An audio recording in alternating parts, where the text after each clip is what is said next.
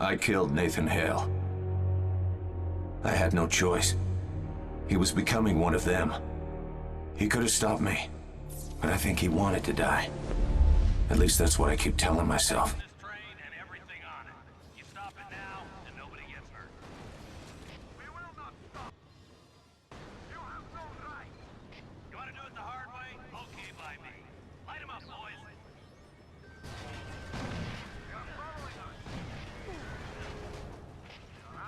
And it's very similar to the boat level that we played back on Chapter 5. The only difference is it's a hell of a lot bigger and a hell of a lot more exciting. And even though this is, you know, it looks really epic, it looks really dangerous, really frenetic, really hectic, and really awesome, it is extremely easy. And the reason why it's easy is because that right there, that box is an unlimited source of health. So regardless of your damage, regardless of who's shooting you, you can always come back to that box and regenerate your life. So much so that you have absolutely no excuse to die on this level. And the other box that you just saw me over on, that has the ammunition in it, and pretty much all I do here is I use the wildfire rocket launcher. I lock onto the douchebag road warrior psycho people and take them out with rockets. And every so often they will jump onto the train where you have to kill them, so just get as much distance as you can and use whichever assault rifle you prefer. You have as much ammo as you could possibly need.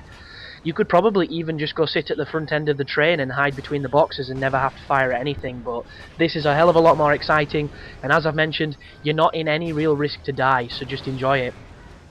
But this is also one of the strange tangents that this game goes off on, because this kind of comes out of nowhere when you start getting attacked by these psychopaths, and where the game goes after this is also very cool and brilliant, but it's also very random, and you know, it's just one of those right turns that you really don't expect.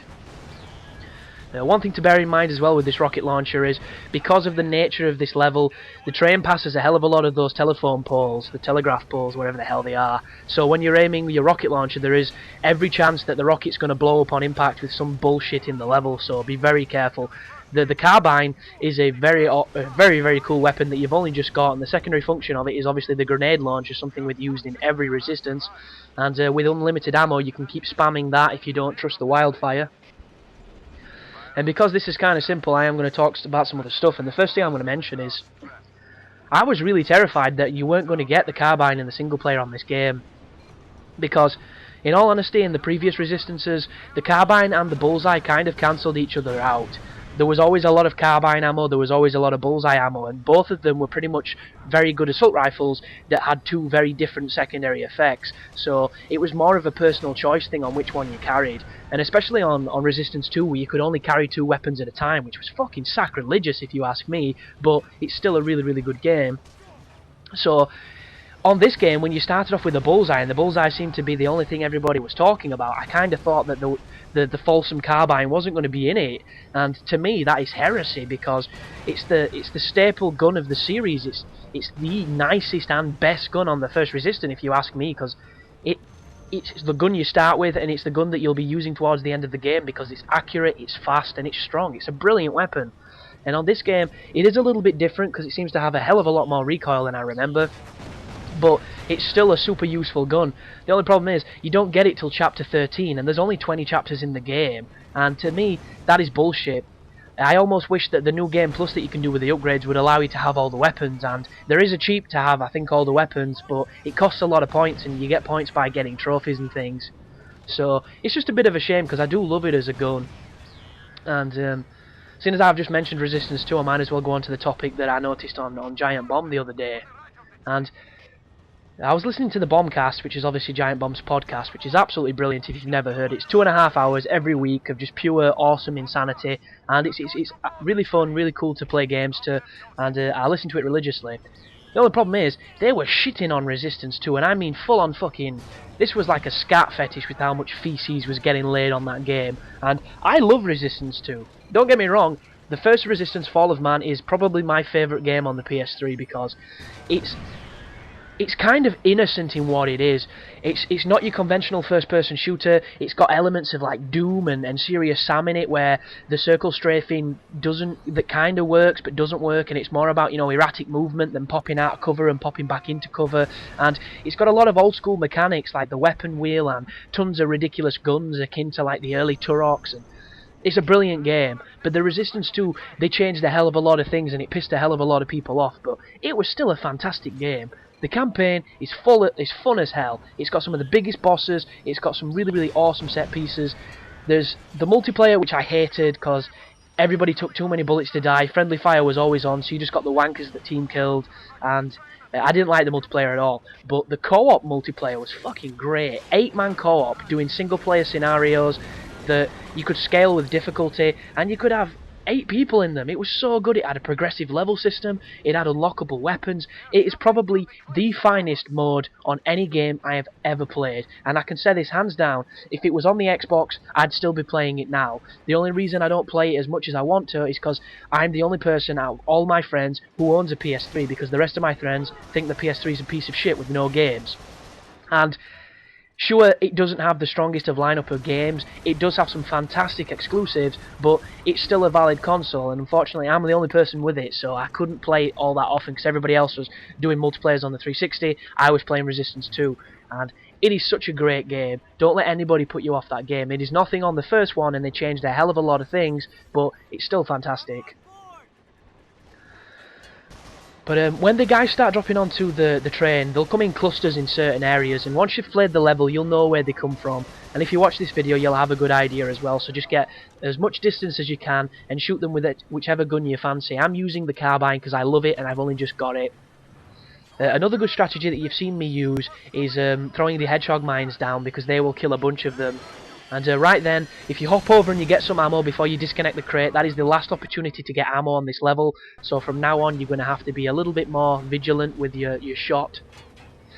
So you don't really have to, because a bunch of Widowmakers are going to turn up and they're going to make this into a massive clusterfuck. And by then, you can actually stop shooting people, because you don't have to shoot anybody on this moment. It's just one of those things where I enjoyed to do it. And I really enjoyed to do it. But yeah, there's 3 things that baffled me on this game. The first one was how late you got the carbine. The second one was that you couldn't get the airsoft grenades, whichever they are, the ones that set the air on fire that the Brawler has, because you can have so many other grenades, it seems so pointless to leave them out. And then the third thing was the Bullseye Mark 3 or Mark 2. If anybody played the older Resistances, when you got to the end of the game, you got a weapon upgrade for the Bullseye, and it went from firing red bullets to firing blue bullets. And it got a massive damage buff. It was a fantastic weapon, and this game seems to have conveniently forgot that that ever existed, which is a shame, because I really liked that incentive of getting that better gun. And then what would happen is, on your next playthrough, you'd get the Bullseye Mark II from the start, so you'd have the upgraded Bullseye for the rest of the game. The only trade-off here was, so did the fucking Chimera, so their Bullseye turned into a Super Bullseye, and it dealt some really high amounts of damage. And if you were playing on Superhuman, they could kill you in a couple of shots, because that's how much damage it did, so it made it really interesting. But this game kinda, you know, went a different way, so who knows. But I don't like the new Bullseye at all. I don't like the iron sights on it. I don't like the fact it doesn't get upgraded. It's still a cool gun and it's still a useful gun, but I prefer the old one. And I'm kind of similar with the carbine. When you upgrade the carbine to level 2, it gets a bayonet on it, which is cool and a nice idea, but I like how iconic it looks when it's stripped down and standard, so it kind of looks a bit gay for me.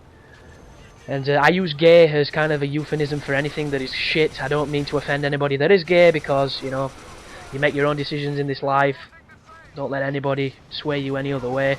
And they are jumping onto the train right now, so make sure you clean them up as quickly as you can, or they're going to cause you a hell of a lot of problems.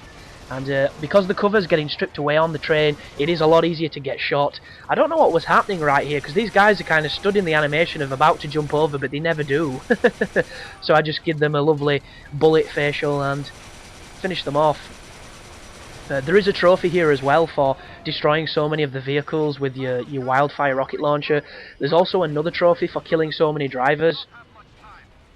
You can do it at any time, really. You don't have to do it on this difficulty, but it's one of those that will definitely be easier if you play on easy, which is probably the most obvious and obnoxious thing I've said so far. Do stay with me. But yeah, Deus Ex, man, I am absolutely loving what that guide is doing for my channel. It's given me a massive buff. I think I've literally, since I started uploading it to right now, I've gained 100 plus subscribers, and that is a fantastic feeling to get your work out to a wider audience. It's really cool. And the legend list that's going to be coming up is going to have a stack full of names in it, but I'm grateful to all of them. And one thing I am going to say as well, after this guide goes up, I am going to be doing the Dead Island guide, but I'm not going to be uploading nowhere near as feverishly as I have been. I just wanted to get these up as quick as possible. And the reason for it is I actually have a 30-page screenplay to write for the 26th of September, which is when I start back at university, and I haven't even written a single word yet, so I'm probably going to take 1 or 2 days to knock that out, and I'll hopefully be back to doing the YouTube thing as best as I can. But when I do start back at university, uni comes first obviously, so my upload rate is going to be a lot slower, probably a lot less, maybe 1 a day, maybe 5 a week, something like that. So it's still going to hopefully be above average, but nowhere near as hardcore as I have been doing it. One cool thing I can say though is it's a double-sided sword going back to university. I don't get to upload as much, but they have a 50 meg upload internet connection that I can use, which means I can put up 2-hour videos in about 3 minutes. So I might do a lot longer stuff and throw that up, so I might be able to diversify a couple of things, which will be really exciting for future prospects. But I'll see you in those videos, and I'll see you in the next one. So thanks for watching, guys. I hope it helped, and you take care now.